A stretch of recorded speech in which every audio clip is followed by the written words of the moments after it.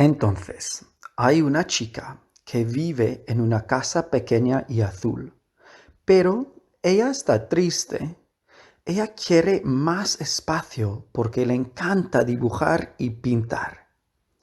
Como su color favorito es azul, ella solo usa el color azul en sus pinturas y dibujos.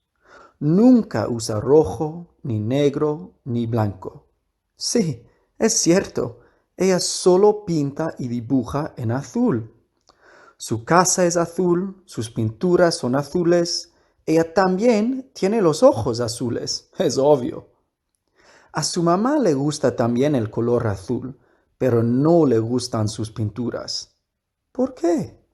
¿Tienes alguna idea? ¿Todo claro o hay alguna pregunta?